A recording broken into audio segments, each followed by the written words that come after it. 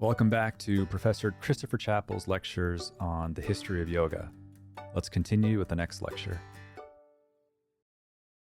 Om Ya Devi Sarva Bhuteshu Shakti Rupina Samstita Namastasya Namastasya Namastasya Namo Namaha Om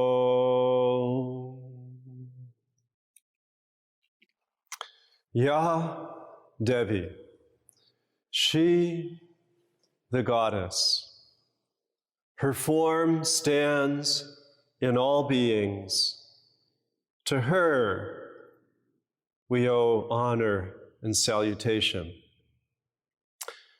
The Yoga Sutra of Patanjali ends in its final verse with the words Chit Shakti. It's almost like a cliffhanger because so much is implied in that phrase about the nature of reality, the nature of action within the world.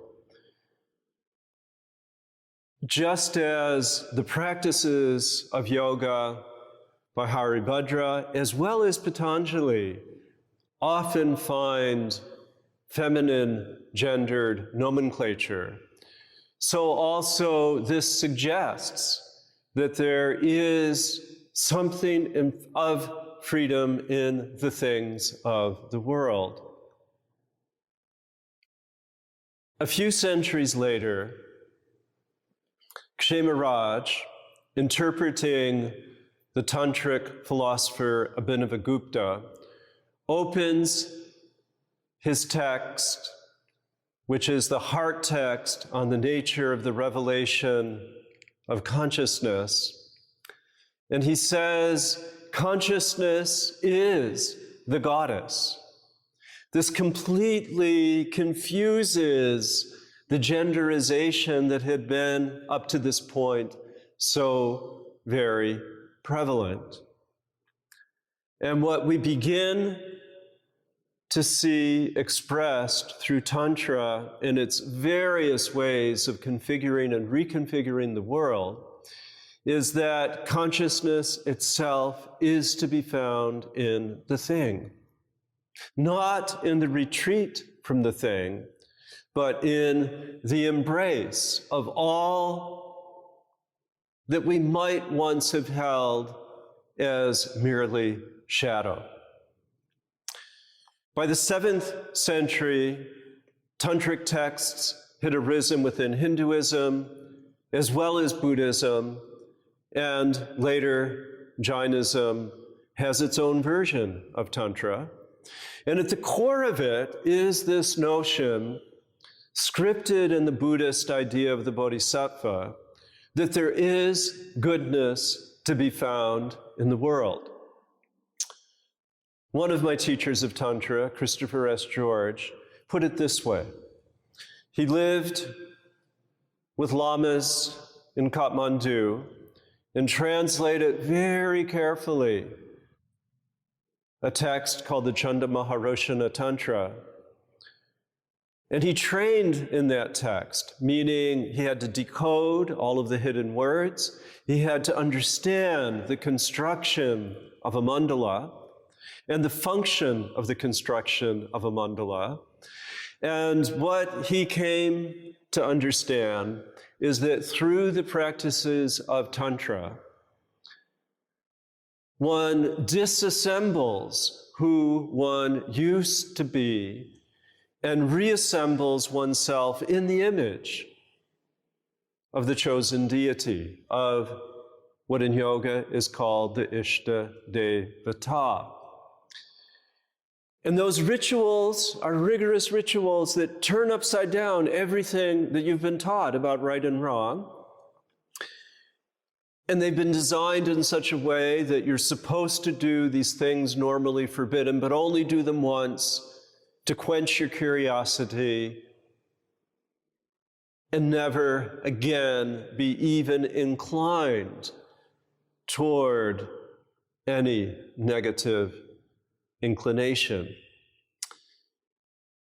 And as part of this process, my colleague Janet Chiazzo, now at Harvard University, has articulated so sweetly that part of this process of disassembling one's own attachments requires reconfiguring oneself and revisualizing oneself and reimagining oneself as a Buddha, as a Bodhisattva, as the chosen deity, regardless of tradition.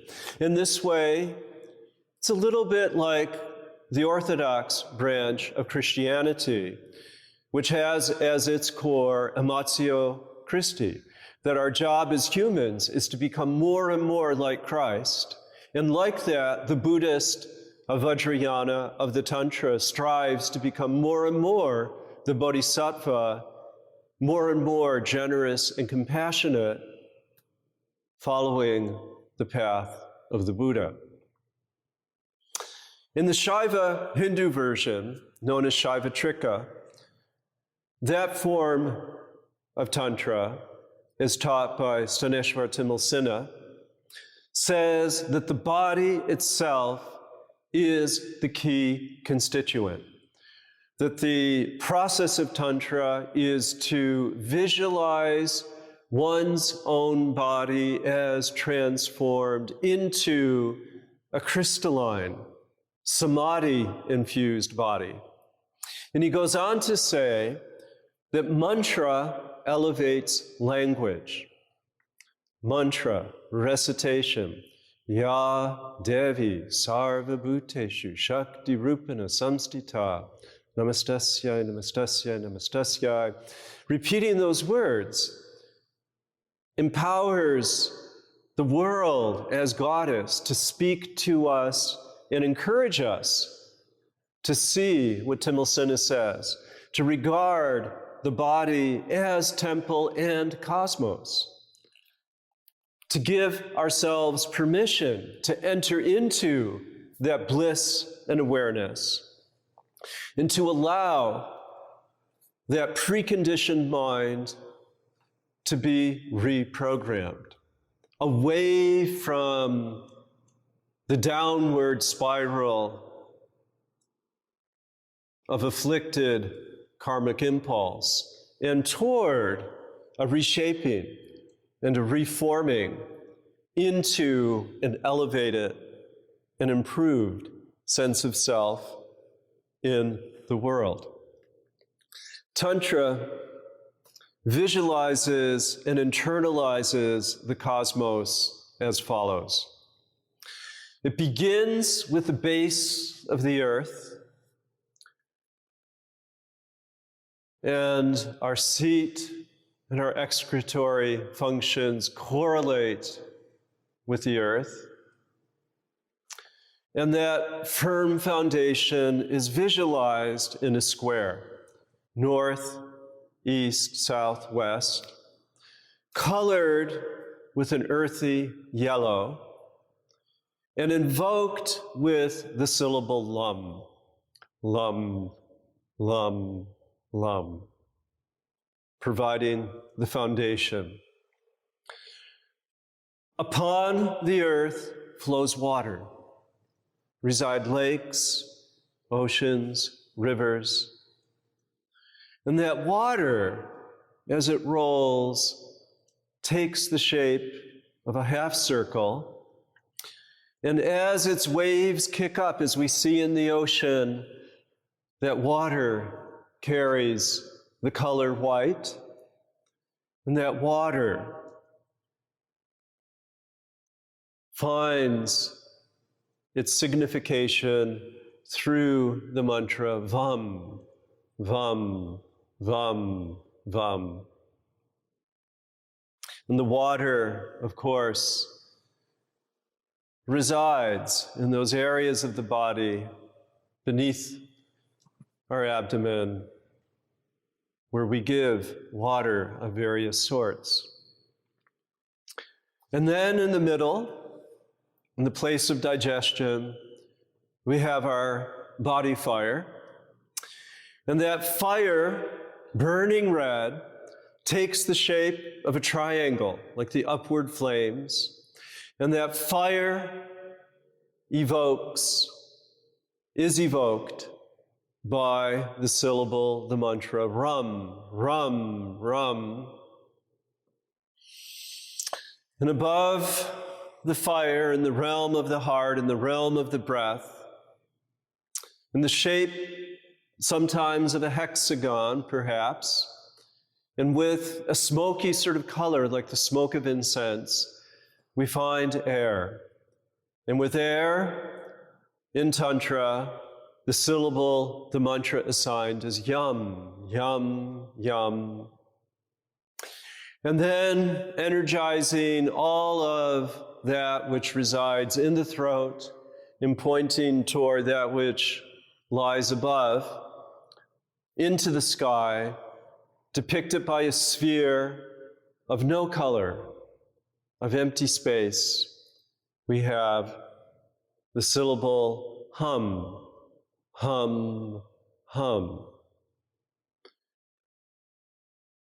Each tradition may have its own variation, but the notion, the core practice within Tantra is to see this body, this very body, as a temple, to see this body as the potential residence of the bodhisattva, of the siddha, of the yogi, of the sadhu, of the sadhvi. And through this recitation, through this visualization, to effect a change whereby, having done what needs to be done, having done everything that possibly could ever be done, the body itself, along with the mind, find themselves transformed into a place of greatness, transformed from selfishness to a posture of selflessness, able to take up service, seva, able to take up bhakti, devotion, able to take up yajna, sacrifice, able to take up a voice that says, an aham vadi. It's not me speaking out of self-interest, but it's this presence that is here to give honor to all that needs help. With this valorization of the feminine, we see in a text influenced by Tantra called the Yoga Vasishta, we see a celebration of so many forms to be appreciated. Names of the goddess. Jaya, she who provides victory. Siddha, she who gives success and prosperity. Aparajita, she who is invincible. Virya, she who is mighty. Durga, she who cannot be defeated. Uma, whose letters rearranged become the very syllable Om. Gayatri, honored because she is chanted every single day. Savitri, the matrix of all things. Saraswati, the goddess of knowledge and culture. Shri, the goddess of wealth. And it is said in this beautiful text that echoes the themes of Tantra that she, the goddess, as she moves through the world, adorned, that around her neck, as if a string of jewels, contains all cities, continents, mountains, and islands. The text says, her power, her vibration supports the earth with all its seas, islands, forests, deserts, and mountains. She, present within every circumstance, she, in fact, the sum total and the particular of circumstance, that she alone is the gateway to our freedom. This turns Indian philosophy upside down. When the colonialists came, when the British, who tried to write the definitive history, looked at Hinduism, they said, the only true Hinduism is a Hinduism that denies the world. The only true Hinduism is a Hinduism that privileges that male gaze and urges people to rise above the world, to renounce the world, to go off as a sadhu, the ultimate religious practice, to isolate oneself within a cave. And they actually passed a resolution decreeing true Hinduism to be a religion that denies the world. This flies in the face of yoga.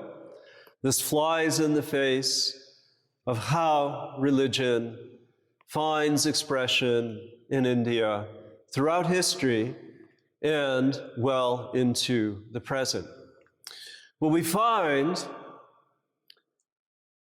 all throughout street corners, what we find tucked away at the edge of a village, what we find in virtually every household is an honoring of the great elements, the Pancha Mahabhuta, through the altar, an altar made of earth or brick, an altar bathed and cleansed with a bit of water, an altar holding in place a lamp, a deepa, a living expression of the god Agni, an altar that will be blessed with wafting incense, reminding us of the flow of air and breath, and an altar that creates an ambiance, that creates a space of quiet and celebration and honor. Trees, as you travel through India, quite often have been made sacred. People will tie things to trees, they'll daub a little paint on trees, they'll pray to trees, and trees are said to give great blessing. Mountains are held not only as symbol, but the living reality that calls people to that place of ascent. The Himalayas, the Vindhya ranges of the south,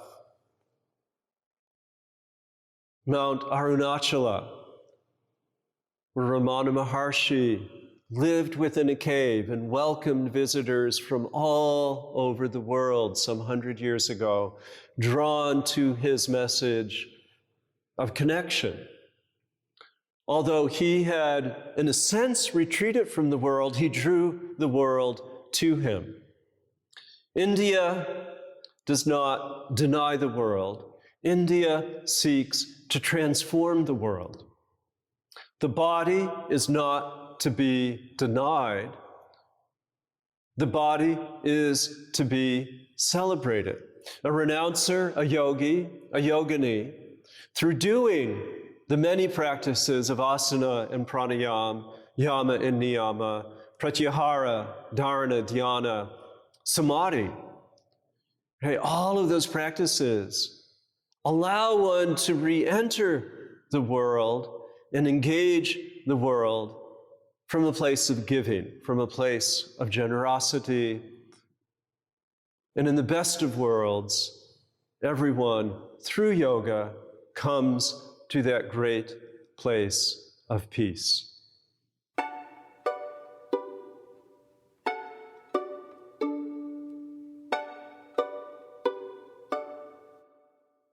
Om Hare Rama, Hare Rama, Rama Rama, Hare Hare. Shri Ram, Jaya Jaya Ram. Shri Ram, Jaya Jaya Ram. Shri Ram, Jaya Jaya Ram. Shri Ram, Jaya Jaya Ram. Ram is the other avatara. And the Ramayana, a vast text, tells his story, is the favorite son, born to a king, owner of 100 chariots, Dasharatha. One thing happens after another. He goes into exile. His wife gets taken away to Sri Lanka. He goes and he fights the demon Ravana, rescues his wife, brings her back. They rule happily. Rama questions her faithfulness. There's a little bit of a tragedy, but along the way, everyone agrees that Rama and Sita portray the loving couple, portray justice, and set a template for harmony of kingdom from a golden age.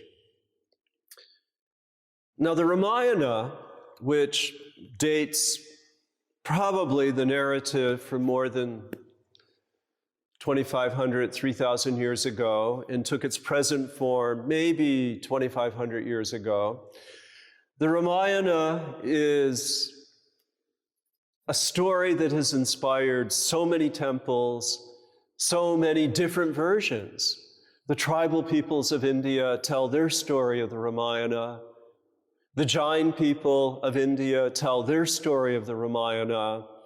It has an amazing power, even with its modern serialization on television.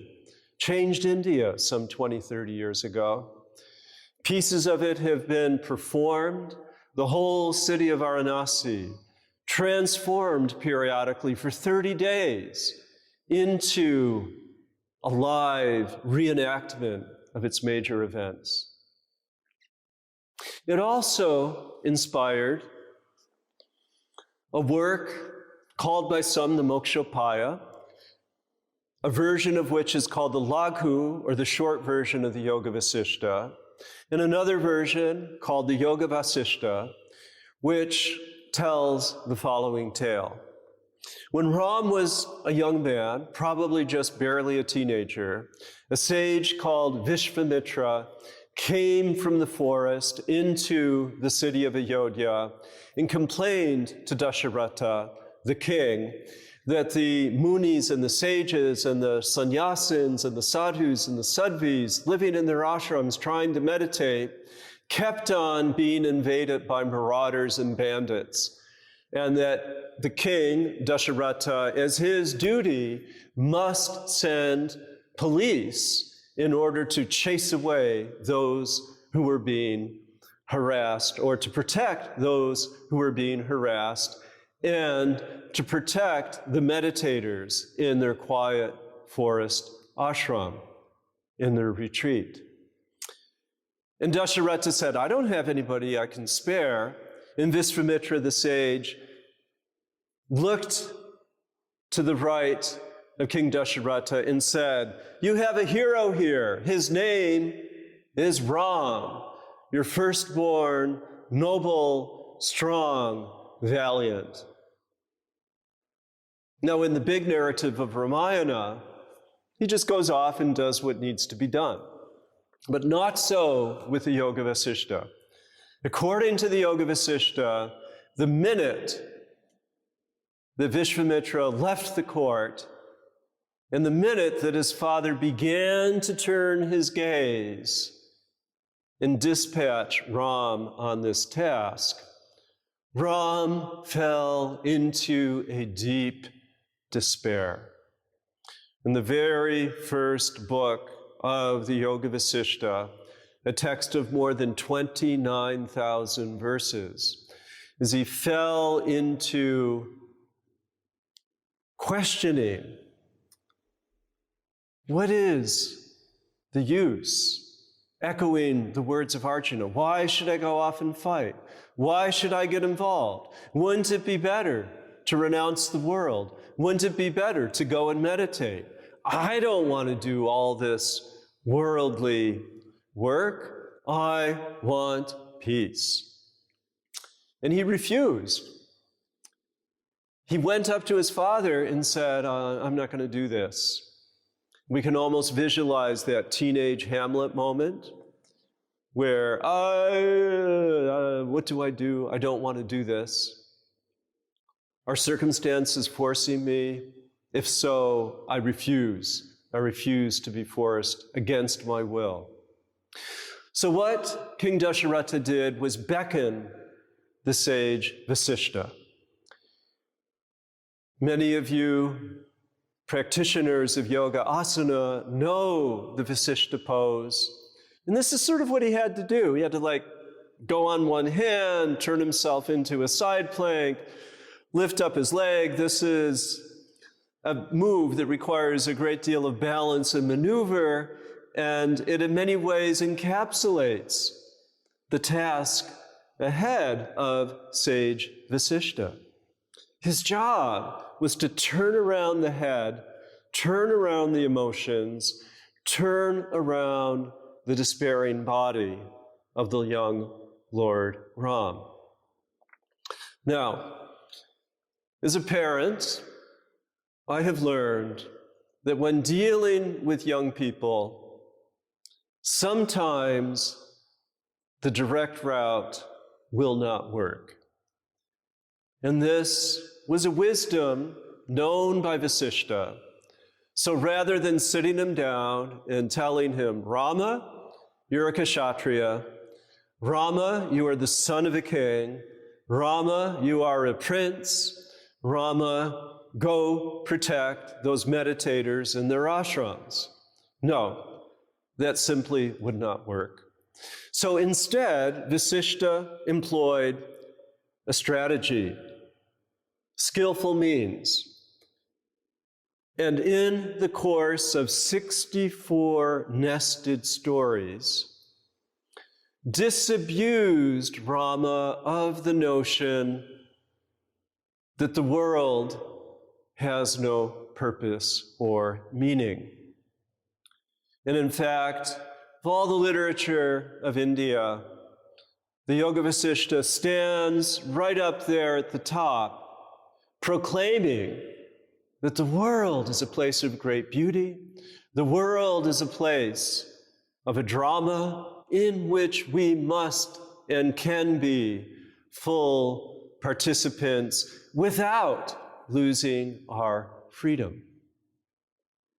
So again and again, we see in the Yoga Vasishta the notion put forward that everything in this world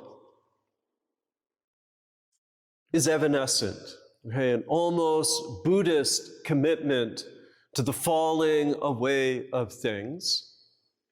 But simultaneously, there is this philosophy written into the second book, whereby Vasishta explains to his young protege, using language directly borrowed from Mahayana Buddhism, the Lankavatara Sutra, a vocabulary of chitta matra, that yes, consciousness is all we have, and consciousness is all we have, including the thoughts that we think.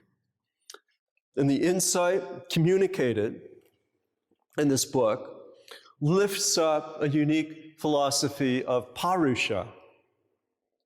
And I love the etymology of this word. Purusha is that witness consciousness, never involved. And Parusha suggests a bridge, a go-between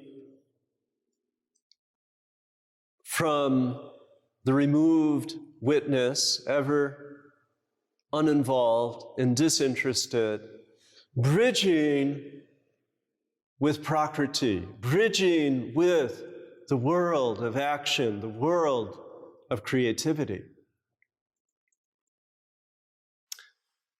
Now, this particular text became beloved by the Persians at the Mughal court. And in the 16th century and in the 17th century, summary versions were translated no fewer than 16 times into the Persian language. And it went from the Persian court to Iran, and from Iran circulated throughout the Muslim world and became a way for Muslim theologians and philosophers to understand the gift of Vedanta, to understand a philosophy a little bit like 1001 Arabian Nights that calls into question that human propensity to put selfishness at the center of each and every concern. And in fact, there are passages from the Yoga Vasishta that state rather boldly that everything that happens in the world, am I responsible for it? And actually says, no, God does it all. Echoing that wonderful, beautiful, inshallah, proclamation of, if it's meant to be, it will be, God willing. A little bit of that in the Yoga Vasishta, and a great deal of information about how our thinking constitutes, creates the world that we inhabit. The Yoga Vasishta also includes a seven-fold analysis of yoga, unique to the Yoga Vasishta. As we go through the 7 phases, we will be able to see a reflection of Ram's own dilemma, the philosophy of Vedanta that places sleep and dream at the core of how we find meaning. And it also communicates the idea that we can, in fact, live a life of freedom and enter a death with no regret. So it begins, as did young Rama, with renunciation. That at some point along the human journey, there will be a moment of disappointment, a moment that causes us to pause and examine, and a moment where we really pull back, as did Ram, and say, I don't really think I want to do that. Nivritti, it is called. And it's an interesting echo of Chitta Vritti Nirodha, because in this instance, it's not because there's peace. It's because there's something broken in your world. And this, as we have with the Buddhist discussion of dukkha and darkness, this becomes the beginning of the spiritual path. And then the second level is called vicharana. And it says that once that brokenness disturbs that world that had been set so nicely in motion, that there will be deep questioning, vicharana. that ko-hum, why do I do this? Who am I? What is my role? Why do my parents annoy me so? Why do my children cause me so much grief? Why does my workplace present challenges? Why? And it's not just about asking the questions, it's about finding the answers. Perhaps forgiving your parents when later in life you come to learn of difficulties they encountered in childhood, of forgiving your children as you see every human goes through developmental phases, of reconciling in the workplace by understanding the complexity of those working toward a common cause. And as those answers begin to bring a little bit of peace through understanding, there's a place of non-attachment, samsanga. So rather than always being anxious, always be in a place of stress, there's a bit of a calm that can set in this developmental, deeply psychological way of viewing yoga. With that sense of, that's just narrative, that's just a drama unfolding. As Shakespeare said, the whole world is a stage, and we are merely players upon it. As that distancing comes, the world itself seems to appear as if it were a dream. And the Sanskrit for this, again, drawing words well known in other yogic texts, svapna loka. Loka, a world. We involve ourselves with the world of family, we involve ourselves with the world of work, we involve ourselves with the world of our yoga community, so many worlds we inhabit. And at this level, at this fourth level of yoga, not that it's deemed to be unimportant, but it's seen to be dreamlike.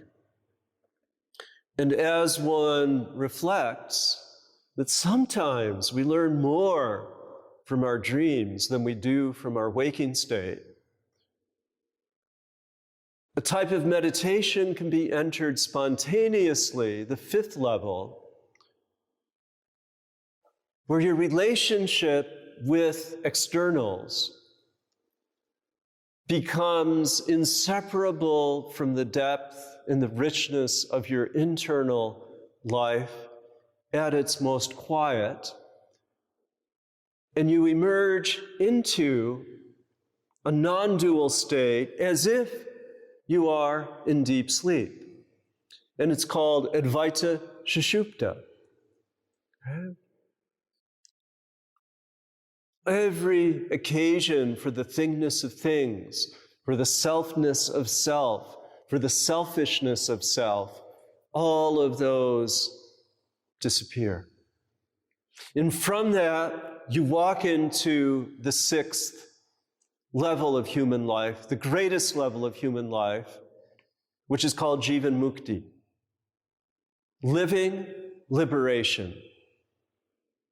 Beautiful yoga center with that Jivan Mukta Yoga in New York City, built on this premise that yes, it is our birthright to see through the difficulty, to understand the difficulty, to rise above that difficulty, to use that lesson as a tool for ongoing discernment, developing that abode of happiness, and then being able to manifest that happiness as a Jivan Mukti, as someone whose life itself has been freed of the snares of trouble. and be, like a bodhisattva, truly of service to others. And then one is ready at the seventh stage to enter into a death without return, to become videhamukta, to ascend to that siddha loka and dwell forevermore in Sat, Chit, Ananda, existence, consciousness, and bliss.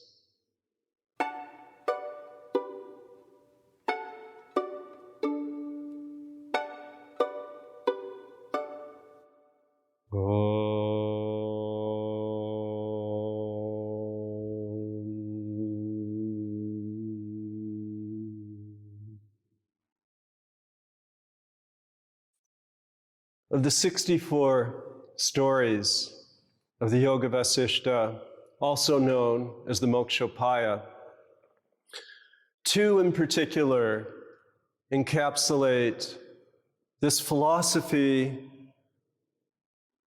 that values the intimacy of emotion as the gateway to understanding the rich tapestry of all that is possible, all that can help us move to freedom. And the first story that I'll tell is a story of 2 brothers who live with their parents on the banks of the Ganges River, high above Rishikesh in the Himalayas. And they live in a beautiful place where the rishis gather to sing the hymns of the Samaveda. They live with the mountains tangled with trees rising above, and with the beautiful, rushing, glacier-fed waters, the green, green waters of the Ganges, passing incessantly all year long. And they live truly a blessed life. Their father and mother, however, grow into their advanced years. And one day, Dirghatapas, the father, who had practiced austerities for a very, very, very long time, grew weary of inhabiting this senile body, and as the story has it, his soul just flew off like a bird. And then his wife, who had long herself trained in the austerities of yoga, similarly left her body just as a bee exits from a lotus. With both parents gone, the elder of the 2 brothers, whose name was virtue itself, Punya, made all of the preparations as required by the eldest son to build the funeral pyre of the best of wood, leavened with sandalwood, to dress and wrap the bodies, each arrayed on the funeral pyre, to do the sacred act of the eldest son of, with an iron post, making an opening in the skull of each departed parent so that their spirits could soar into the heavens and beyond the heavens into the state of freedom. And he lit the flame, and the 2 of them watched as they saw their beloved parents incinerated there on the banks of the Ganges in the shadow of the beautiful Himalayan range. Pavan, whose name means the wind, was disconsolate. He ran wailing into the forest, woe, lamenting the death of his beloved father and his beloved mother. He and Punya were encountering their most intimate experience of grief. Punya, well-equipped through the ritual to reconcile with knowledge all that had been learned about the soul never dies, the soul cannot be cut, the soul cannot be burned, the soul cannot be wetted, the soul cannot be dried. And as he recited those famous verses from the Bhagavad Gita, he felt great peace and deep gratitude for the love and care he had received from his parents all of those long years. Pavan, on the other hand, could not stop weeping, could not stop sobbing. And after the fire had died down, Punya listened, traveled into the forest,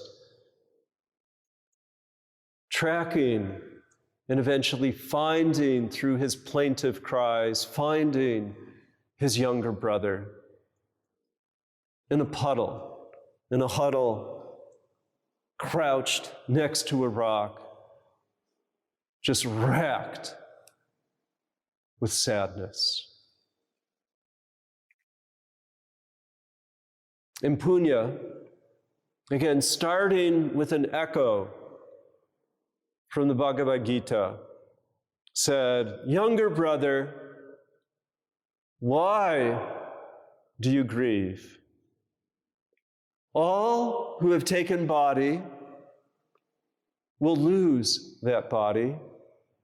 Why can you not rise above and appreciate the good life our parents lived, the good life our parents gave us?"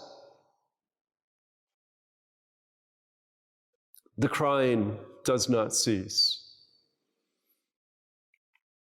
And Pavan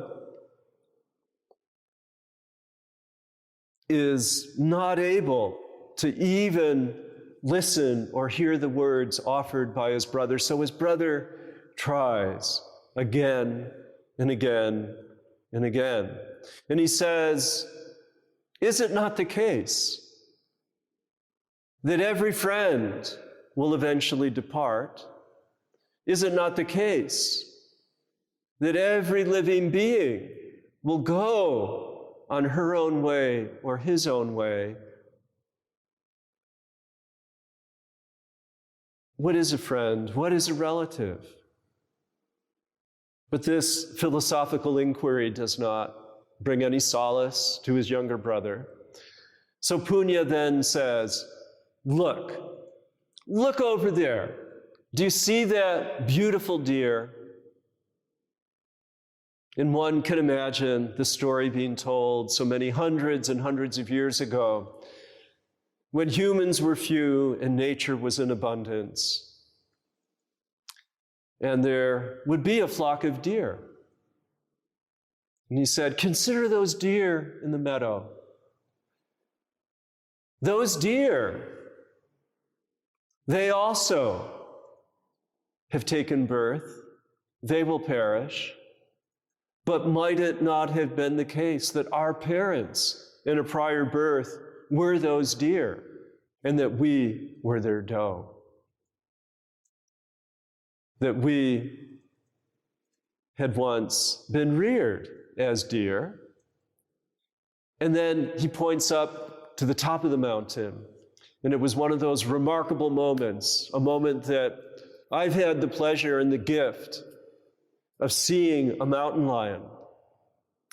And he said, "Look, quick, what about that mountain lion up there? You know, we have had so many births. Our parents have had so many births. That mountain lion could be a future parent of our own parents." And then the geese. Consider the geese swimming in this beautiful pond full of lotuses.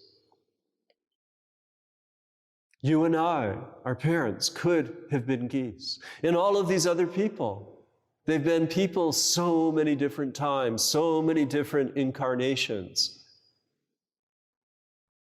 Why lament our parents? Why not lament all who have been, all who will be? And then he playfully points to the bee. He points to a beetle in the dunghill.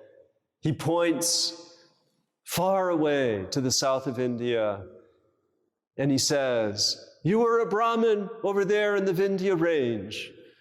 You were a member of that tribal family. You were," and pretty soon, Pavan catches on. And Pavan begins to share this expanded view presented by Punya, that our life is related to all other forms of life, and that the only cure for grief is what yoga calls pratipakshibhavana, to replace thoughts of negativity with thoughts and actions of positivity. And by the end of this long storytelling, Pavan finds peace. Punya continues to act with virtue. And Rama, who is hearing this story, is beginning to realize that his mood has been more like Pavan than that of Punya. And now, another story, closer to the end of the book. And it's the story of a king and queen, not unlike Rama and Sita, that will eventually meet, marry, and rule, and not unlike Dasharatha and Kausalya, although that family has some complications. But Shikadvaja, as a young man, ascends to the throne of this small Himalayan kingdom, and with him comes his bride and beloved, Queen Chudala. And in their youth, they are given the responsibility for managing all of this small kingdom, the commerce, the governance, the protection. And they're doing a fine enough job when Shikadvaja, a little bit like Rama, goes into a period of disaffection and questions.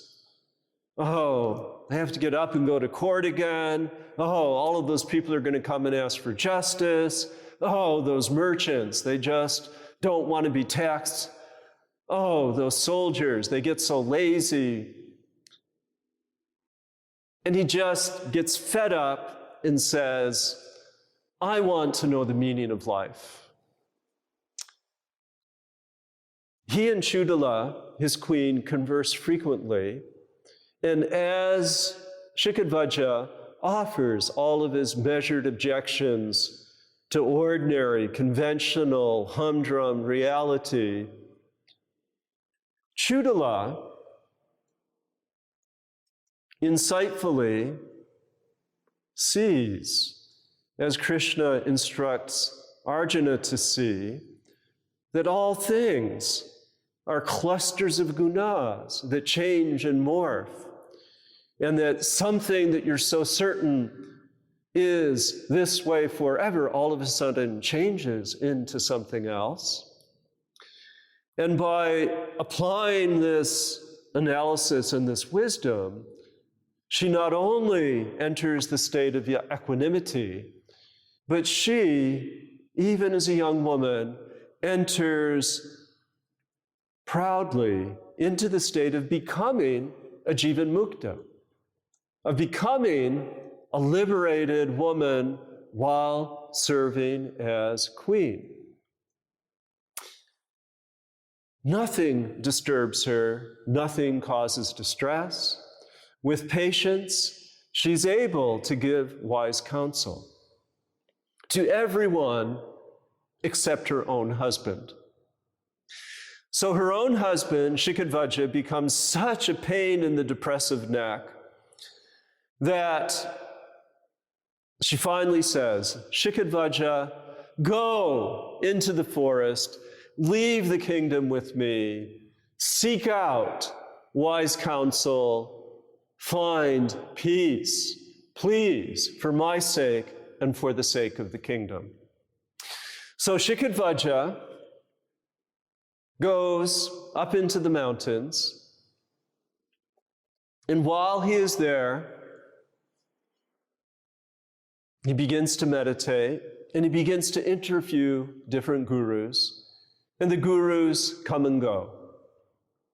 His wife, Queen Chudala, meanwhile, receives periodic reports, and she knows that he's really not making any progress.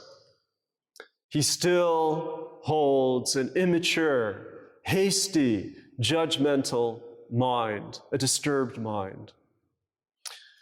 So she says, I know him better than anybody else in the world, and he won't listen to me. But if I disguise myself as a young Brahmin, maybe then I can get through to him. So she transforms her appearance by night and slips out of the palace and goes up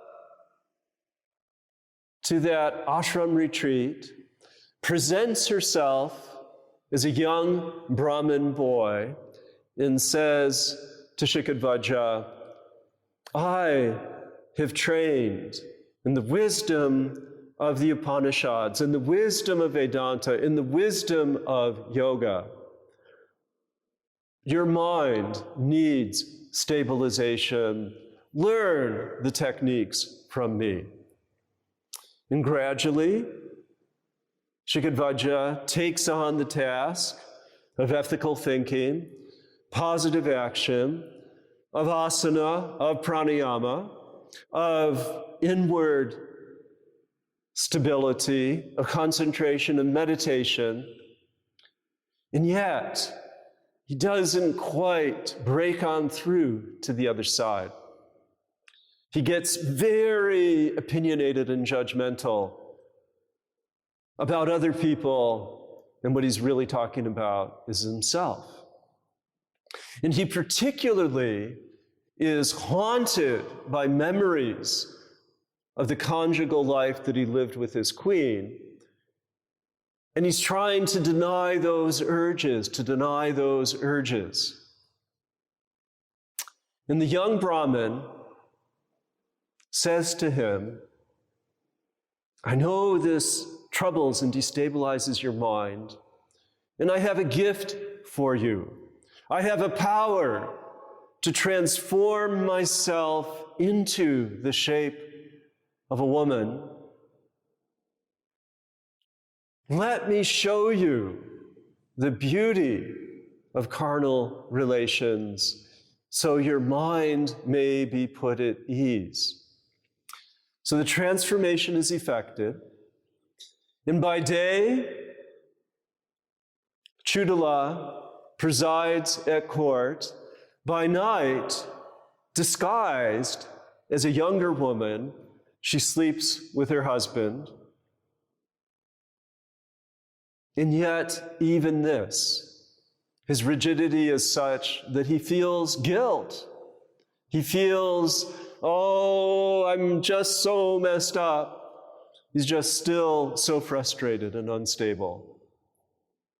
She puts him to yet another test, and she conjures for herself a young man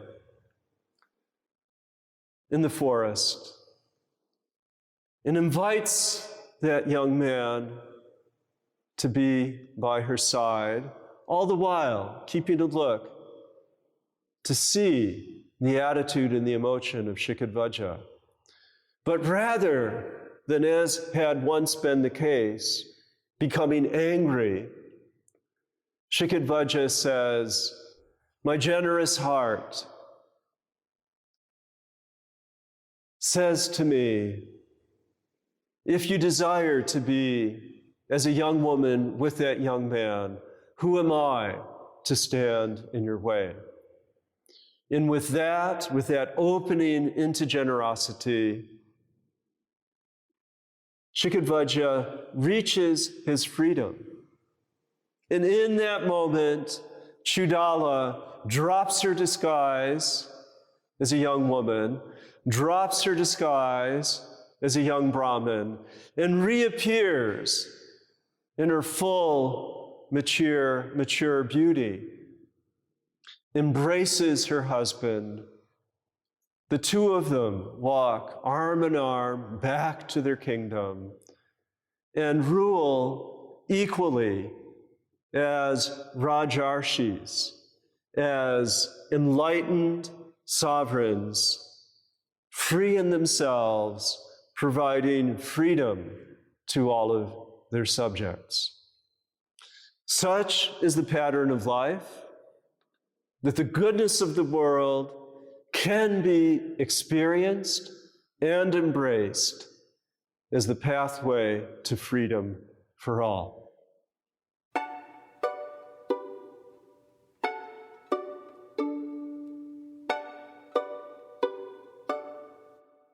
Om Bhur Bhuva Swa Tat Savitur Varenyam Bhargo Devasya Dhamahi Dhiyo Yona Prachodayat. Om Shanti, Shanti, Shanti. One of the remarkable aspects of history is that the flow never stops. India communicated with China and brought the gift of Buddhism to the East. The Christians settled in India just years after the passing of Jesus. The Jews, some of them at the time of the destruction of the first temple in 586 BC, some of them landed in India, have remained there ever since. The Persians, back and forth through the Mediterranean into India. The Romans, via sea, traded with the southeast coast of India, and wherever we find the flow of people, we also find the flow of ideas. The Arabs and the Persians became quite intrigued with yoga, and when the British first entered in the 1600s, and as they built empire, extending through many regions of India into the 1700s and 1800s and the 1900s, they themselves found their culture transformed by India, and India, in absorbing the English language and absorbing new forms of technology, found itself transformed as well. In the 1700s, a man called Sir William Jones, listening to the Brahmins and listening carefully to the Brahmins, said, "Oh, the way they decline their verbs sounds a little bit like Latin and Greek. And it was quickly discovered that Sanskrit, in fact, is an older cousin of Latin and Greek. And as the European scholars discovered Paanini's grammar, they themselves invented the field of modern linguistics based on what Taimini himself had discerned 2,500 years ago, that verbs arise from roots, that nouns, many of them are derived from verbs, and that in classical languages, nouns are declined and verbs are conjugated in ways that carry through the centuries, and a whole science of cousin words, as well as cousin cultures, emerged, linking together, filling in missing gaps that far in the distant reaches of antiquity, people speaking what are now called Indo-European languages traveled, some going as west as Iceland, and then eventually the Americas and all the way to Hawaii, and others going eastward ended up in India, and then took the sacred language of India all through the reaches of Asia, making a full circle around the world, all the way from the other angle to Hawaii with the travel of the Japanese there. So interlacing, no culture can exist in perpetuity, in isolation from another culture. Women were brought by the British to India. Women who married to British civil servants became quite intrigued, sometimes following through with the interests of their husbands, sometimes interested in India for its own sake and for their own sake.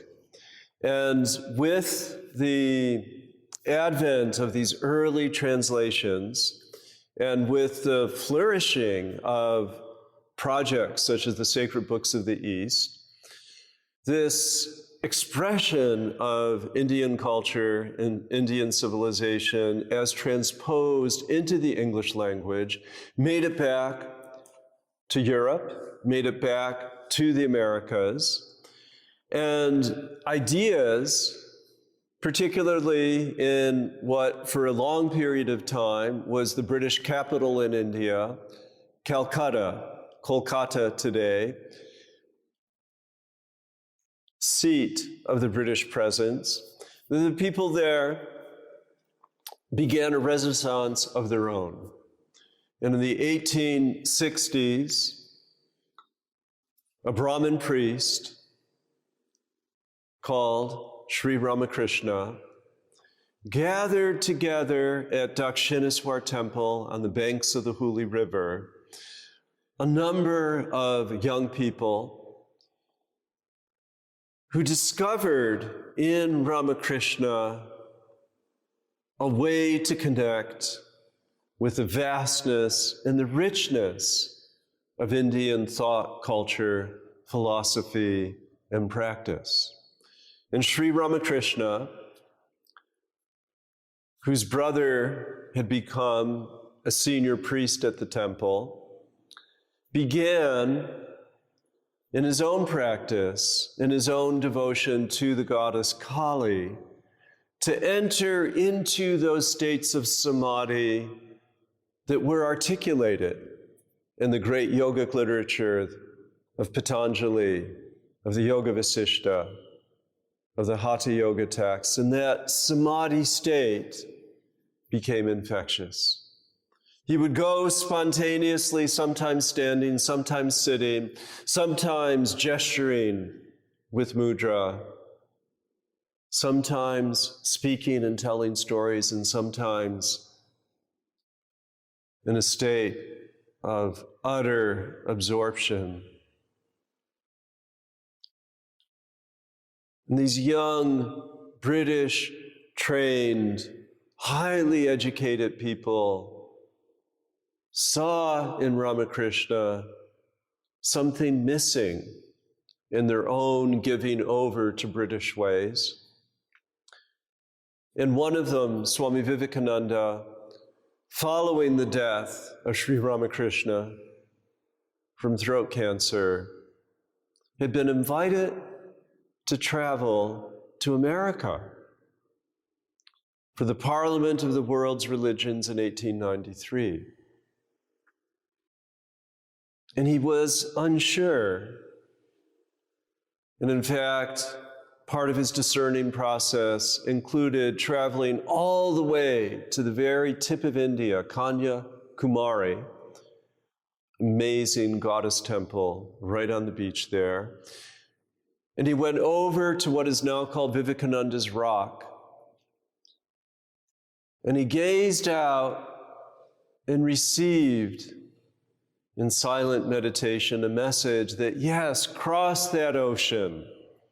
Allow the world to know the gift given by you, by Sri Ramakrishna, the gift of meditation, the gift of a spirituality not for one place, but a spirituality for all of humanity. And he did this. He traveled to the Parliament of World Religions in 1893, and they rose to their feet as he addressed them as brothers and sisters, stating, we hold in common a common quest to know God. And he shared in that lecture and in lectures that followed throughout the United States, throughout Europe, throughout India as he returned there, over a course of less than 10 years before his untimely death of diabetes. He shared Bhakti Yoga. He shared Karma Yoga. He shared Jnana Yoga. He shared Raja Yoga. And he brought the gift of Patanjali. He brought the gift of the ideas of the Bhagavad Gita. He brought them to an audience far and wide and sowed seeds in Los Angeles, where the book Raja Yoga, which includes his interpretation of Patanjali's Yoga Sutra, was crafted in a house in Pasadena, California. And Vedanta Society centers were created in New York, in Chicago, in the Thousand Islands, in San Francisco, in Los Angeles. And yogis began to come to America in the 1890s, in the 1900s, in the 1910s. And in 1920, Paramahansa Yogananda settled in Los Angeles, establishing eventually a headquarters on Mount Washington, just to the east of downtown Los Angeles, and establishing Self-Realization Lake Shrine in Pacific Palisades, and in various other locations in Southern California, in taking what his gurus had given him, Sri Yukteswar, Lahiri Mahasya, Babaji before that, had given to him, imparted to him a Hatha Yoga training, a meditation training, a Kriya Yoga purification, including asana and pranayama. And at the mountain above Los Angeles, he brought in people from all over the world, some from India, some from various parts of the United States. One of them, Roy Eugene Davis, still teaching, still alive, a direct disciple of Paramahansa Yogananda. And this began a dissemination of yoga teachings through mail order, whereby yoga became known to countless individuals throughout America and Europe. When he visited India, having returned after a long time in America, no other than Mahatma Gandhi came to Paramahansa Yogananda and took initiation in Kriya Yoga, in these purifications, in these asana exercises. Another early teacher arriving in 1920 was Yogendra. And Yogendra had learned yoga from a devotional teacher up near Pune and had probed into the Yoga Sutras, the Bhagavad Gita, the Hatha Yoga texts, and established a center for the study of yoga in Harriman, New York in 1920.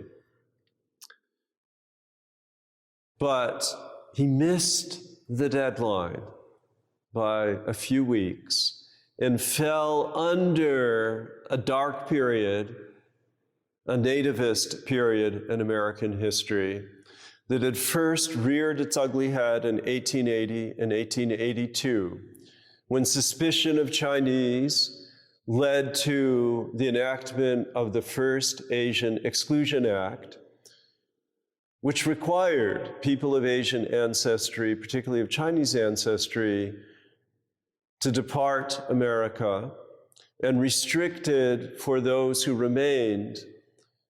No women were allowed to come from China.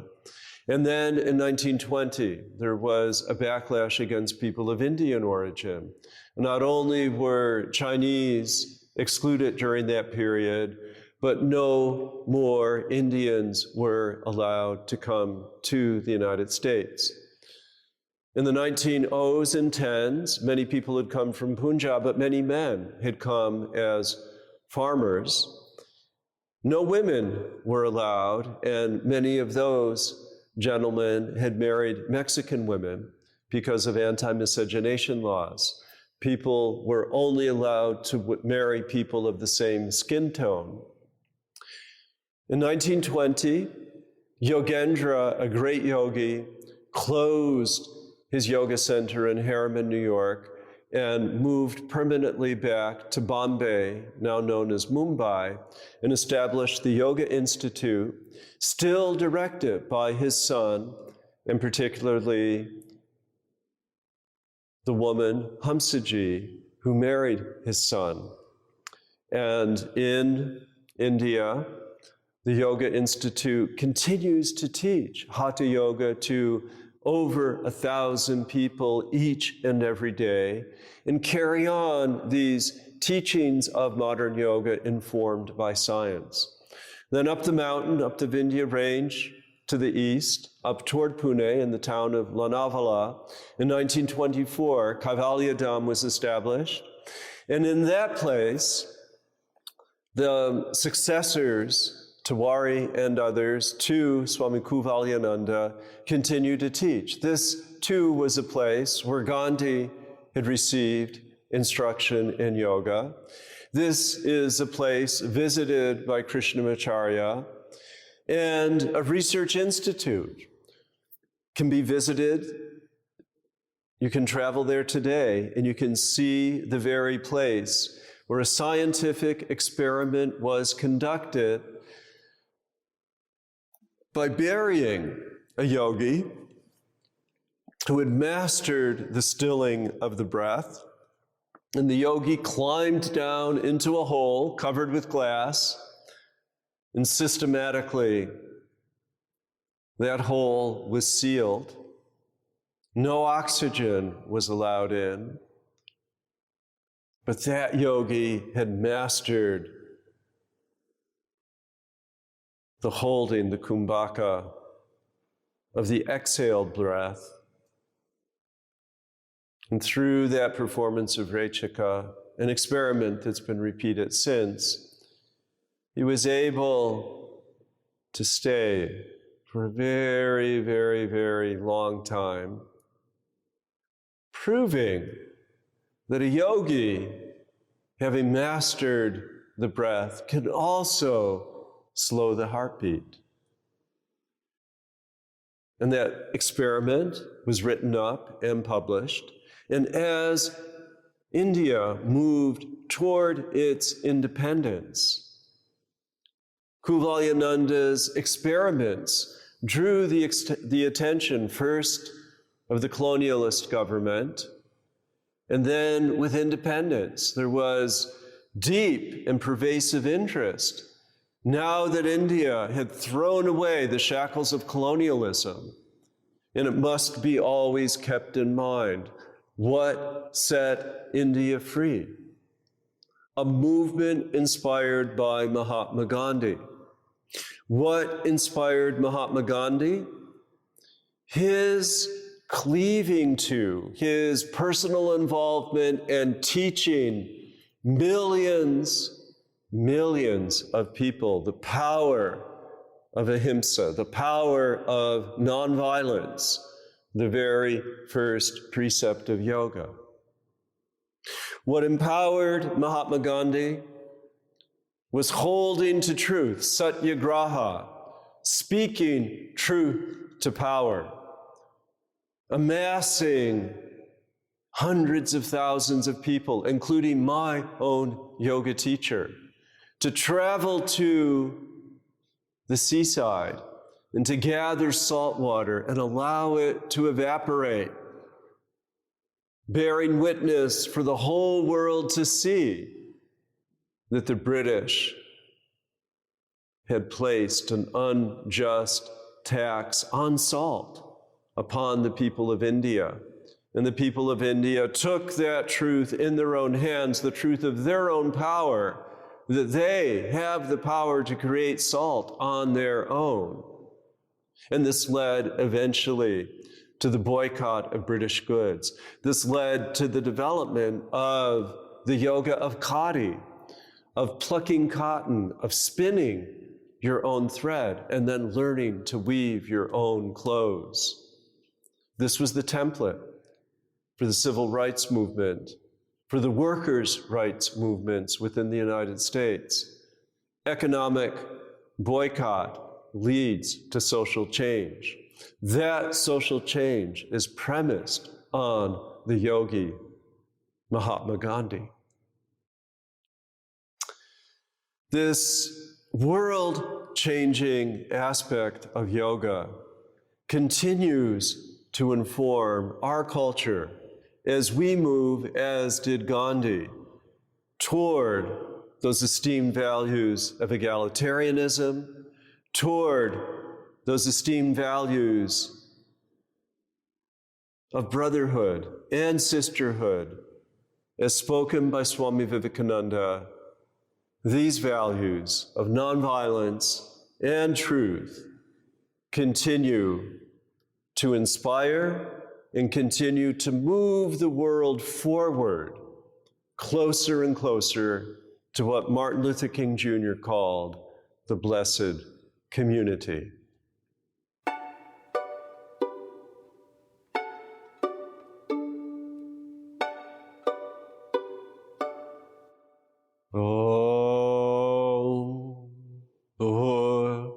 Bhuva Swa Om Shanti Shanti Shanti. The period between 1920 and 1965, if we think about it, was a very dramatic phase in human history. The 20s saw extravagance and a crash. The 30s saw the Great Depression. The 40s brought World War II and the beginning of the end of colonialism worldwide. The 50s brought the Cold War, and then the 60s brought the counterculture. And a very important piece of the counterculture can and must be tied to yoga. When Mahatma Gandhi did his good work, the whole world sat up and paid attention. For decades, he labored to unravel empire from what he thought must be the innate goodness of India. And in 1947, he succeeded. He succeeded through the enactment of nonviolent principles. And a young man who had served time for refusing to participate in the Korean War, when released from jail, a man called James Lawson traveled upon his release to India, and for 2 years taught school and learned from the successors of Gandhi their techniques and strategies. And following that time, he went to Oberlin College, intending to complete all that he needed to be for ministry. And Martin Luther King visited the campus of Oberlin and said, "James, we need you in the South." And James Lawson transferred to Vanderbilt University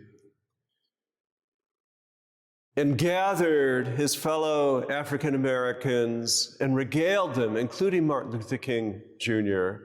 and Rosa Parks, and told them what he had learned about nonviolence, about truth. And he arranged for many of those people to visit India. And Martin Luther King, as he wrote about that moment, went into an expression of great exaltation, saying, "It's as if I'm in the company of George Washington and Thomas Jefferson." And the dream that had come to fulfillment in India with freedom, he felt that dream, not unlike the dream that brought freedom to many people in America, is a dream that I can lift up for our people who still suffer the effects of slavery. And hence, a civil rights movement which had seeds in the Civil War of the United States took new life. And through Gandhian techniques, Rosa Parks sat on the bus. Through Gandhian techniques of boycott, students from all over the country began to sit at lunch counters, and slowly the laws changed. Slowly, civil rights became part of the good legacy of what it means to be an American. And as part of that conversation, part of the civil rights conversation in 1965 resulted in changing the immigration laws, suspending the requirement that the only people allowed to come to America were of European origin. And every country was given permission to apply for visa to be able to settle in the United States. And literally the landscape and the complexion has been altered for the better ever since. Between 1920 and 1945, it was virtually impossible for a yogi to settle in America and teach. But with that change, yogis returned to the shores of America. And those yogis included disciples of Swami Shivananda. These disciples included Swami Satchidananda, Swami Vishnu Devananda, perhaps the most well-known, and Swami Shivananda, a physician from South India who had practiced in Southeast Asia, who had settled in North India. In his early life gave us the blessing that he did his good work in English, which by that time had become the universal language for all parts of India due to that period of extended colonial rule.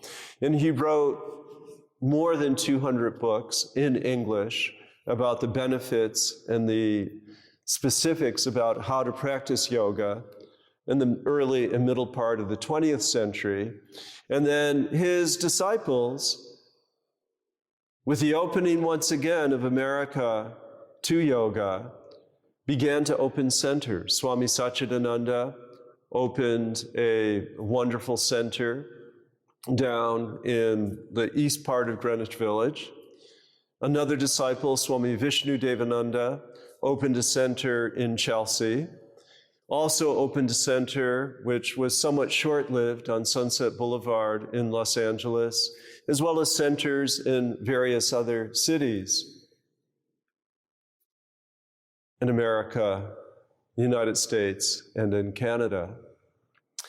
Indra Devi began to visit and began to teach and gather followers in the Americas before she settled in Mexico and then also opening centers in South America.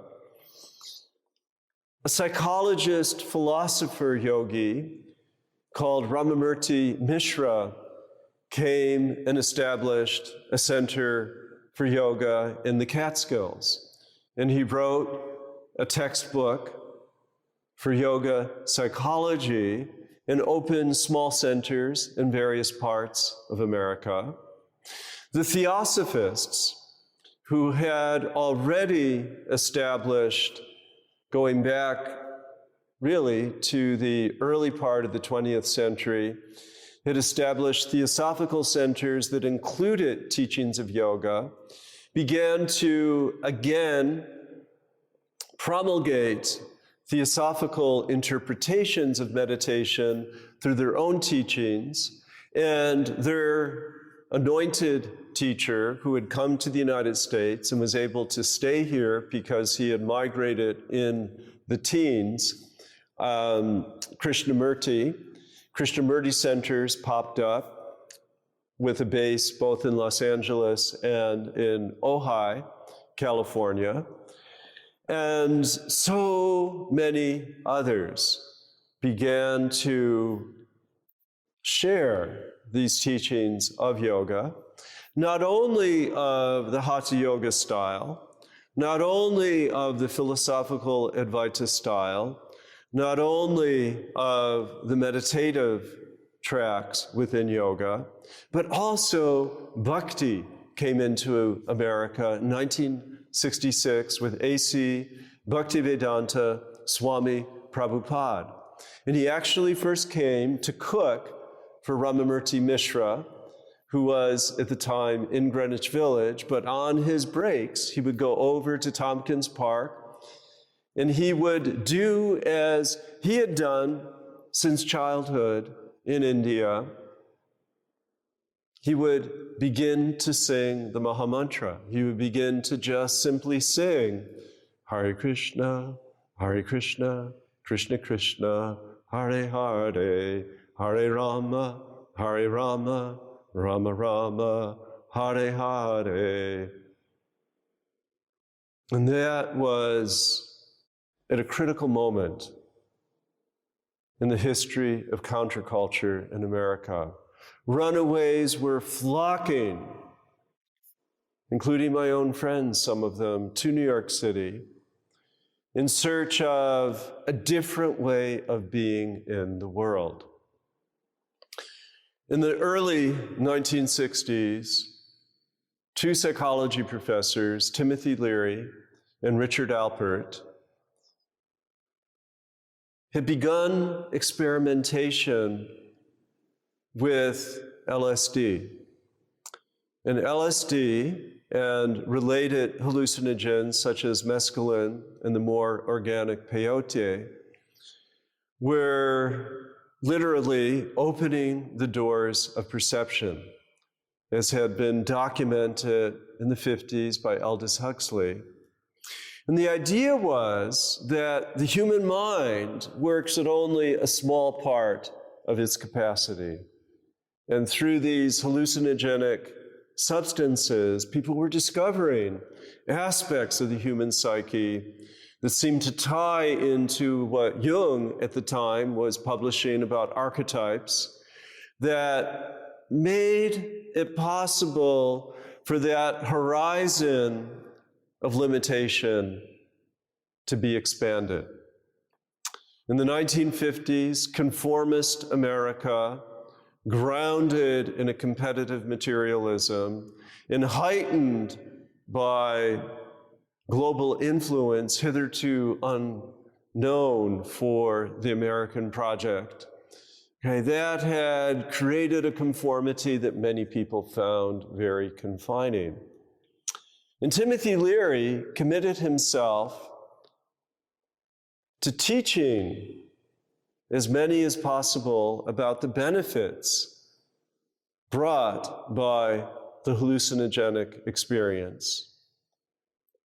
But his colleague, Richard Alpert, inspired in part by Allen Ginsberg and others who had already gone to Asia, who had already discovered the benefits of the meditative Zen moment, Alan Watts in San Francisco, Philip Kapleau, who settled eventually in Rochester, New York, had discovered Zen, had discovered Taoism, and by traveling to India,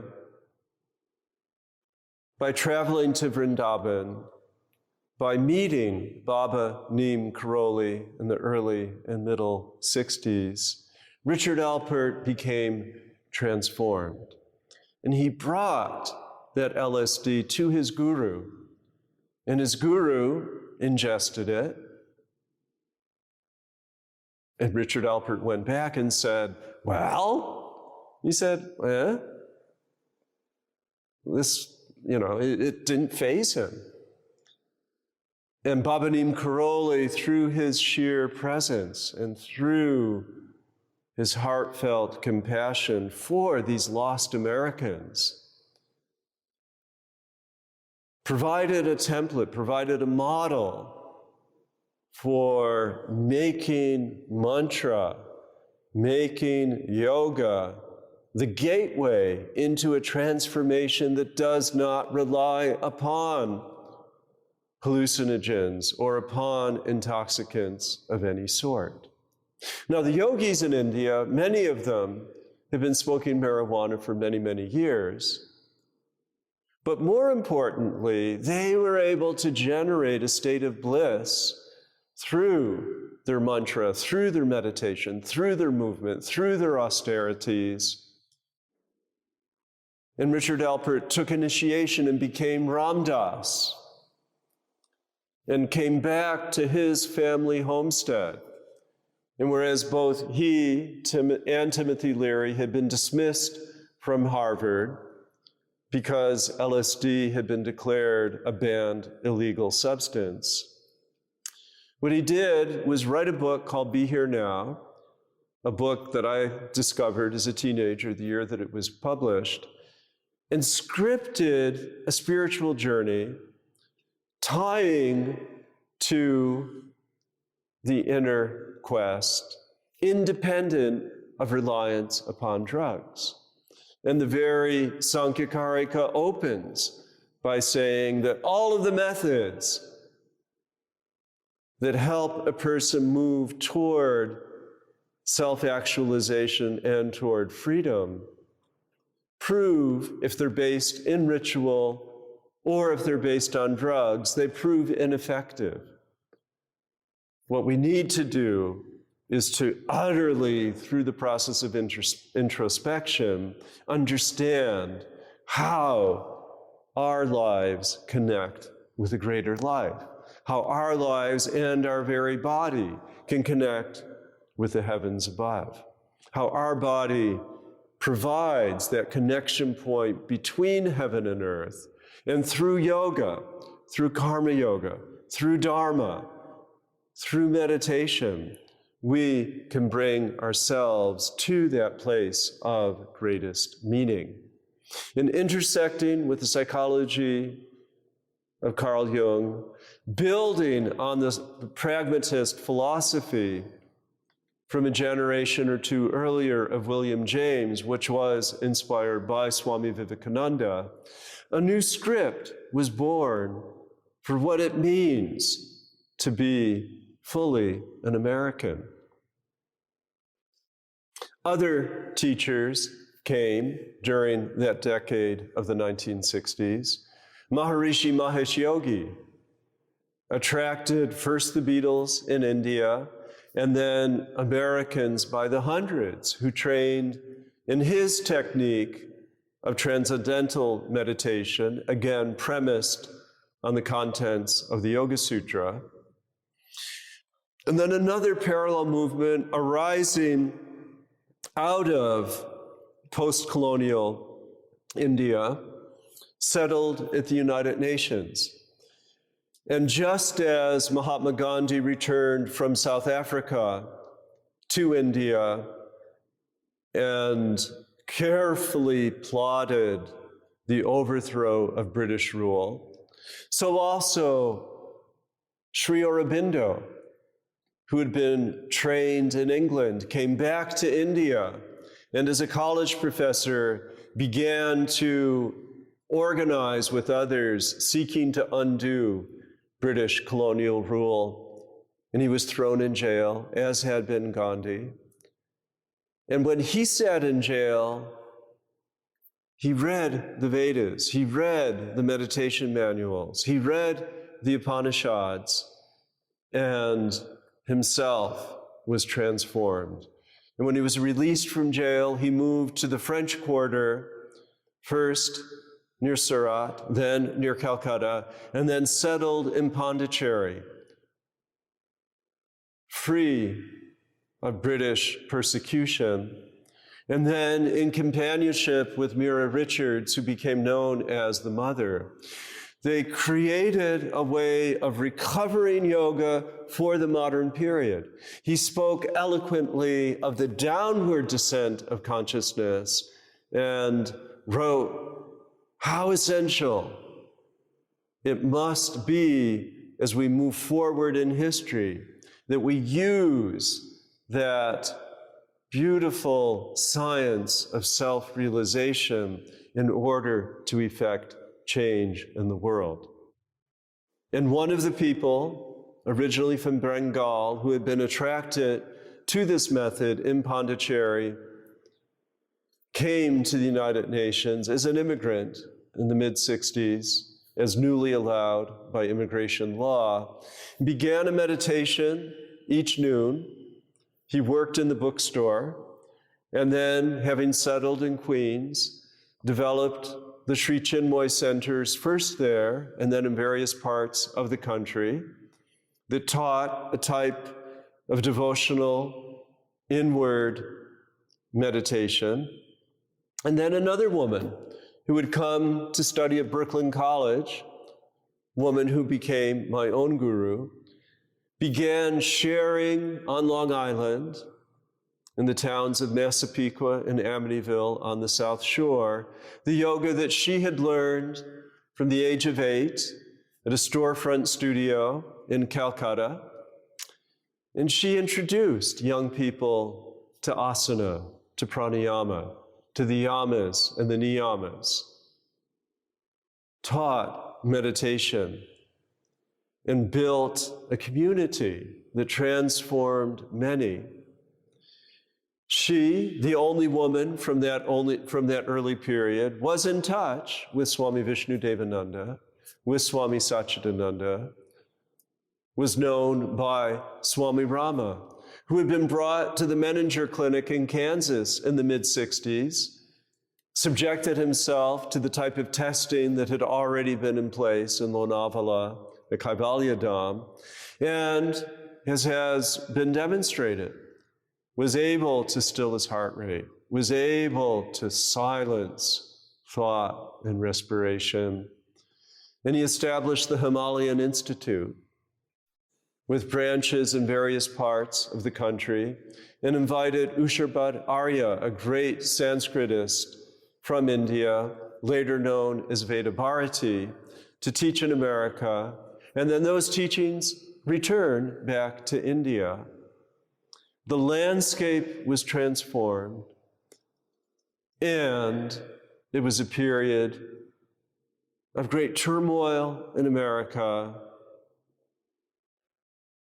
that announced to the world that yes, yoga is here to stay. Yoga is very effective.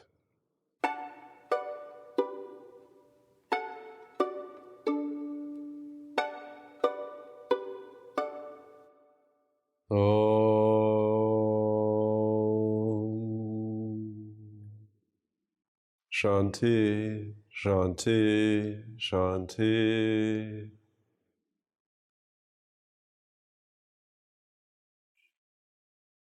The great moment of counterculture created an exuberance among young people in the 1960s and the early 1970s, somewhat unparalleled. And in this embrace of transcendental meditation, in this embrace of the International Society for Krishna Consciousness, in this embrace of classical yoga as taught directly by these teachers from India, almost too numerous to mention, we see the beginning of a shift that at first results in things self-correcting and then changing and re-emerging in a new way. And one of the people that came in the early 70s was Swami Muktananda, and he was heir of a well-known lineage in India established by Swami Nityananda, who had moved from South India to North India, or Central India, had settled in a town called Ganeshpuri, and people would go to be with Swami Nityananda. People here in Los Angeles would have, as children, traveled and massaged the feet of Swami Nityananda.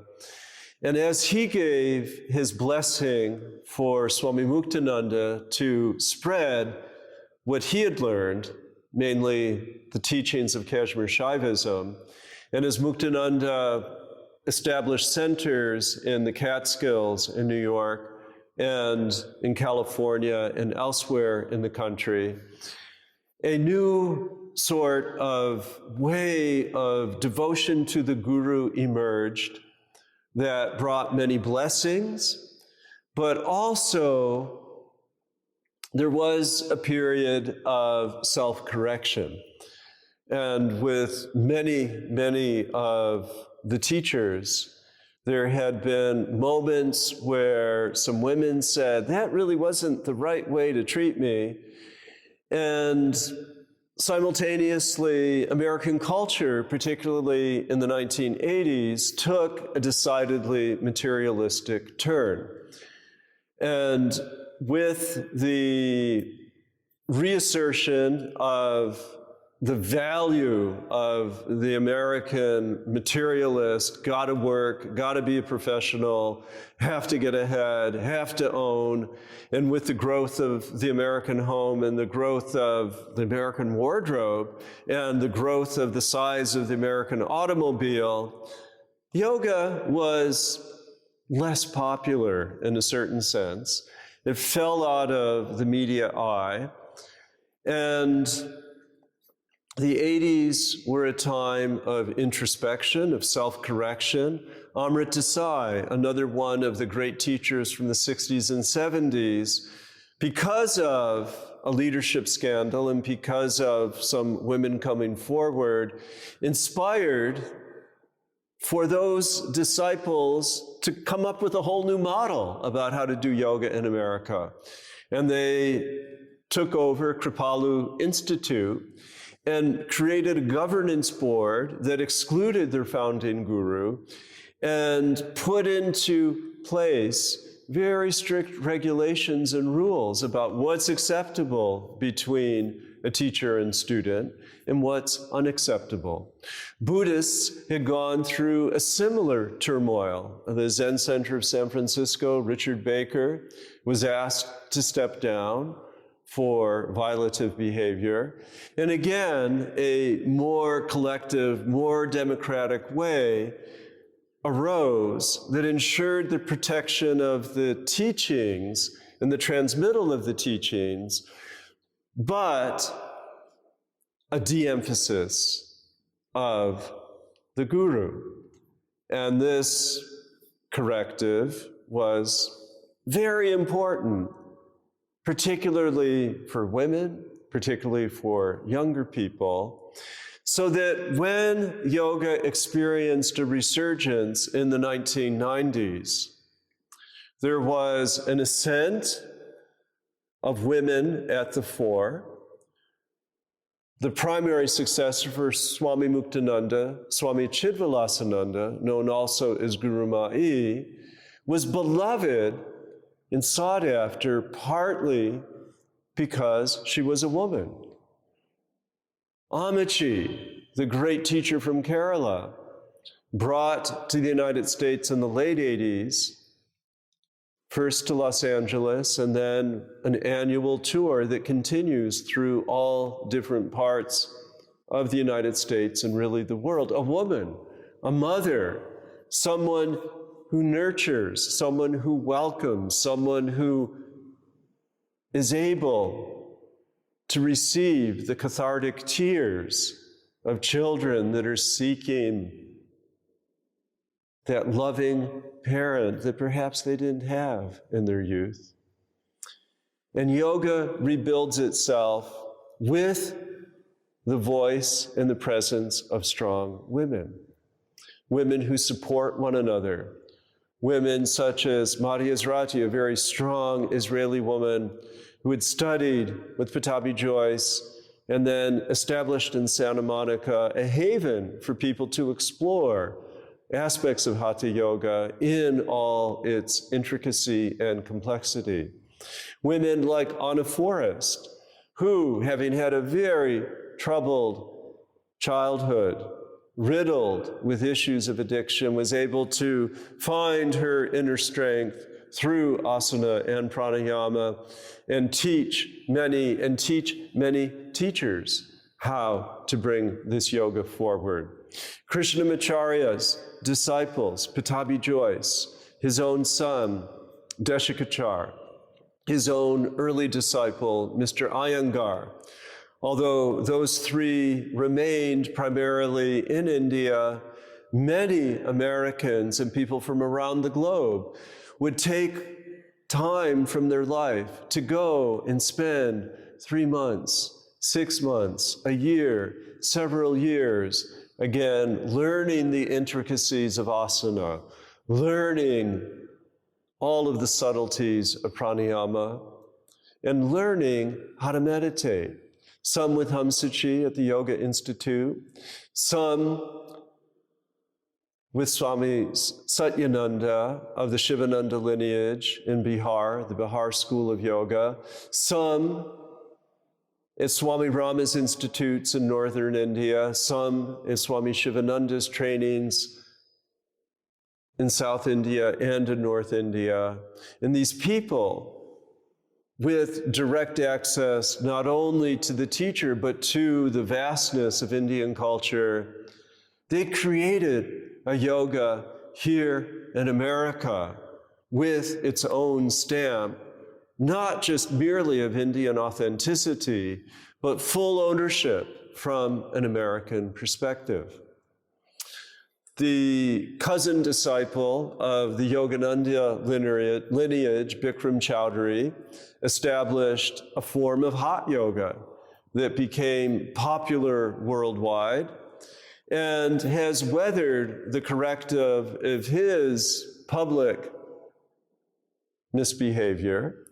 And again, yoga outlives the individuals that teach yoga.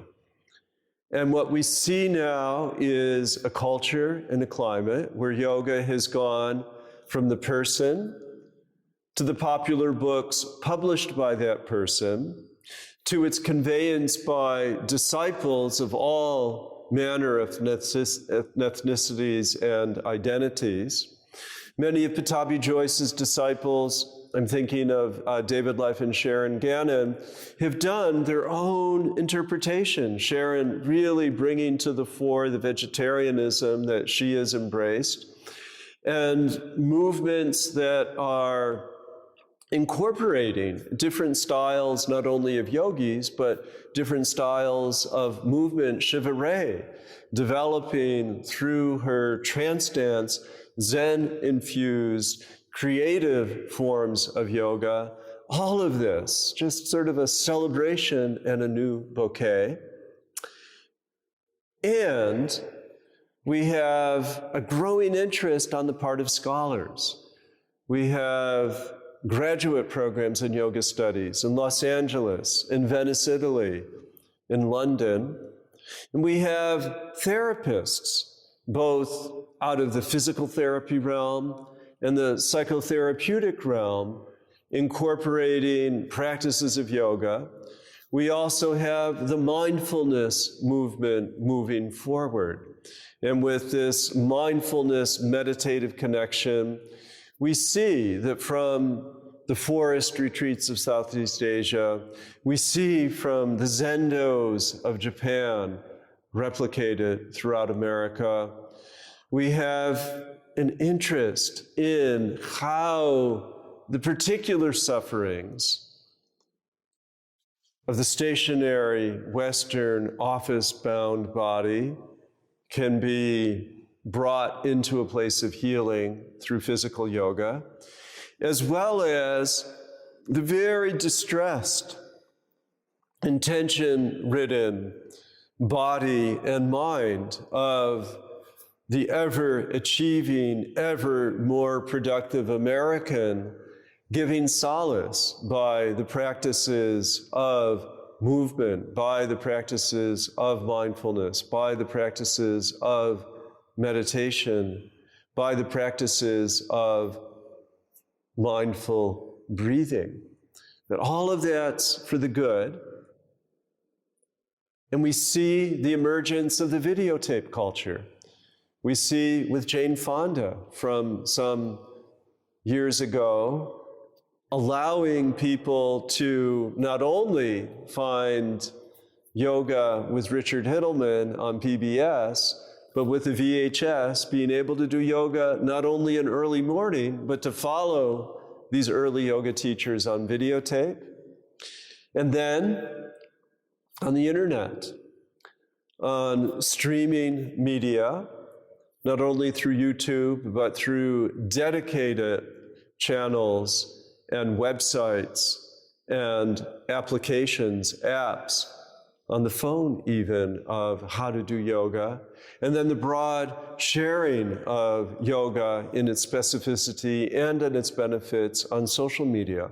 Personal testimonies, people saying, I've tried this and it works. But just as there had been a shadow side where that worship of the guru turned into a little bit of an abuse of power, so also the commercialization of yoga has presented new challenges. As an elder now within the yoga community, I remember my amazement the first time that I saw someone clutching to a yoga mat. And I got involved for some time with a movement, the Green Yoga Association, that problematized the yoga mat. The very popular sticky mat, as it came to be known, is suffused with phthalates, is laden with polyvinyl plastic that is not healthy for the human body. And a consciousness campaign was launched through that organization, and alternatives emerged on the market. I remember when yoga was done by people in jeans and a sweatshirt or a t-shirt, and all of a sudden, all of these clothing lines emerged, and yoga became a multi-billion-dollar business. And on the one hand, the business model of subscribing to yoga as one would subscribe to a gym, not a bad thing. Many people make a living teaching yoga classes. Many people make a living selling yoga products. And that marriage of capitalism and yoga, on the one hand, is highly ironic.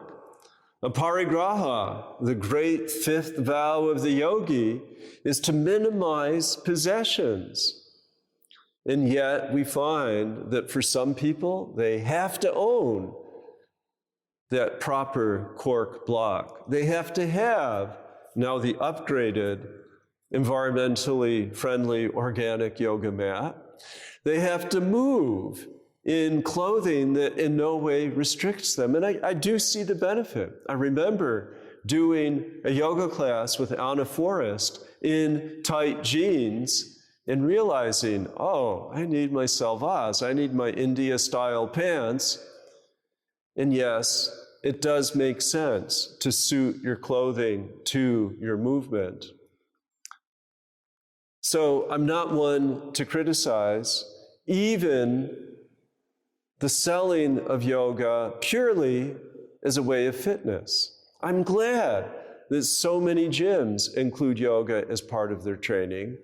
And I know that as people involve themselves with yoga at any level, whether it be a simple breathing exercise to help reduce urge to eat, urge to smoke, urge to get involved with any manner of addictive behavior, simple breathing, we know that it can be effective.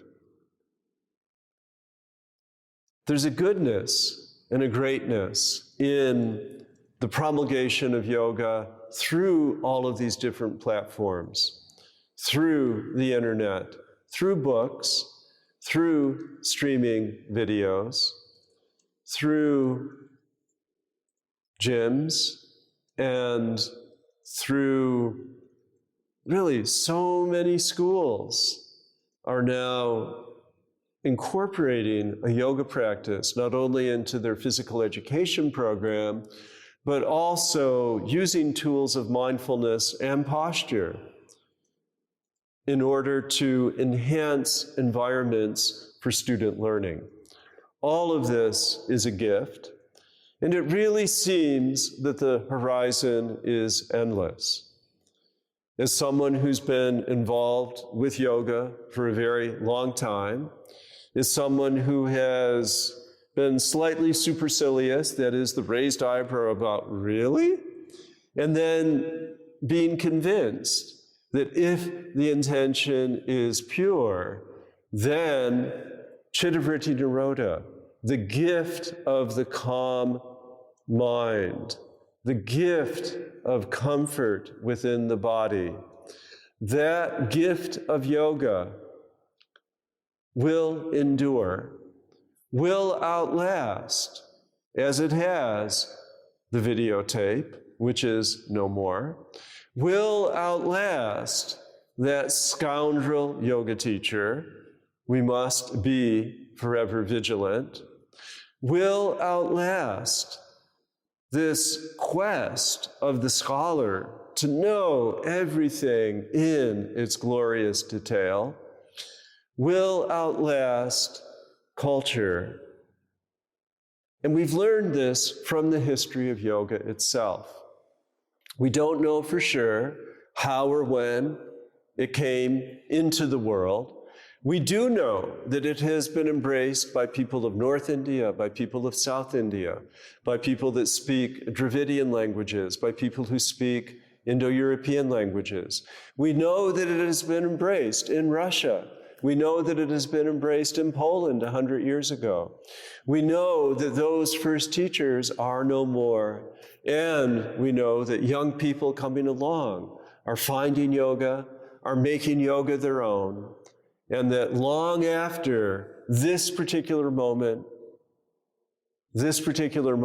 of yoga, there will be a new moment, and that moment will be a transformative moment, and a moment that carries new challenges and requires new interpretations.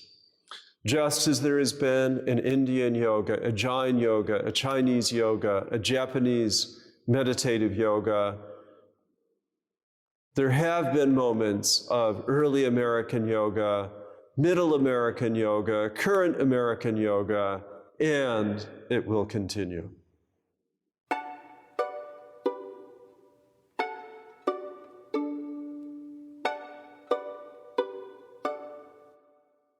Hello, my name is Chris Chapple, and I'm an author under the name Christopher Key Chapple.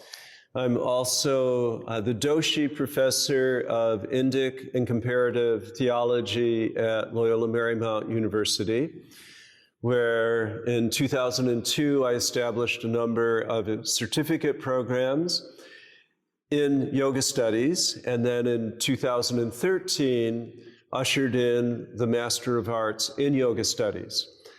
And what we're doing today, given that academic background, is allowing viewers to understand about the history of yoga.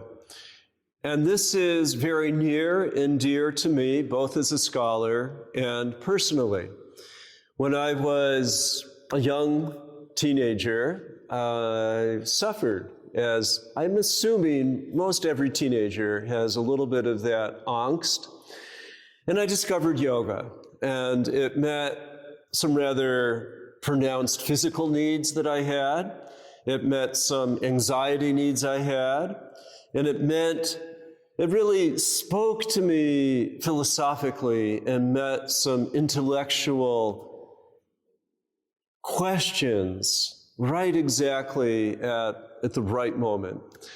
And I started a personal yoga practice when I was about 15, 16, and had trained with a woman from India, Granny Anjali, from roughly 1972 to 1985, the year that I moved to Los Angeles from New York. And when I moved to Los Angeles, we stayed in touch right up to her passing in the year 2001.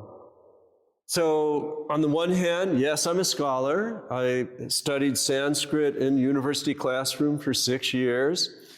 I hold degrees in comparative literature, religious studies, history of religions, theology, and I write books. I've edited many and have followed a lot of different academic interests. And that's a very important part of why I'm even qualified to sit in front of you. And this comes from a place of direct experience. I was there for so many formative moments, have been really blessed with not only sitting with my singular primary guru, but have been there for teachings from the Dalai Lama, from many Buddhist teachers, from many Jain teachers, from many, many Hindu teachers, as well as with purveyors of Kabbalah and Sufi teachers and teachers of Christian mysticism. So I feel just so blessed to be able, having taught for so many years in university context, to allow some of this information to be available through this magnificent medium now that is making knowledge and experience available to so many in different parts of the world, so many people of different ages that don't have the benefit of being able to be on a university campus, and even for people who are not able to be in some of the magnificent yoga studios that exist in different parts of the country. So we're hoping that you will learn a little bit about yoga, including speculation about its origins, tracking yoga through some of its sculptural representations, its manuscript and textual representations, and so that you can understand as you're sifting through some of the various modalities of modern yoga, some points of origin, and some constants throughout history that help us understand why we're attracted to yoga and what we need in our toolbox in order to make certain that the yoga that we pursue is authentic and meets our needs as we move forward, hopefully making that connection between the best that we know that we can be and the day in, day out reality of our interactions with the world. So take your yoga, move forward, and take heart that you can know more than you thought. You can understand how your life fits with this larger culture, this larger history, and this rather magnificent, multifaceted philosophy and practice.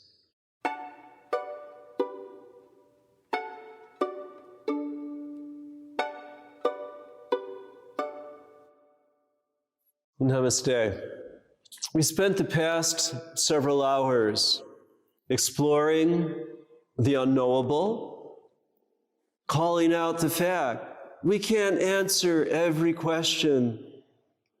We've also explored some of what is knowable.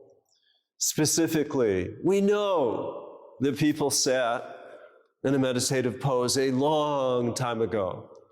We know that temples bear witness to the practice of asana. We know from literature that yoga has connected itself with many philosophies, with many different practices, and we know that yoga continues to change, to adapt, to transform. And we know that at the core, we have two words lodged in our awareness regarding yoga. One is transcendentalism, and the other is transformation. That yoga calls us to what Maya Angelou expressed through her beautiful poetry, our better self, perhaps even our best self. We know that we can have at least glimpses and moments of feeling our greatness. And that's that transcendent and rather elusive part of human nature. And we know, because we have done it, that we can be transformed. Not transformed by someone else, but transformed because we've had the courage to get on the mat. We've had the courage to sit up straight. We've had the courage to ask, why can't I sit up straight? And that remains the enduring gift of yoga. Yoga presents a path of self-exploration. Yoga presents a method for self-transformation. And as I reflect a little bit on my own work and on my own life, I wish for others some of the gifts that I've received, namely, an adult, other than my parents, who really took an interest and had a welcome ear a coach, and we can all find those places of inspiration.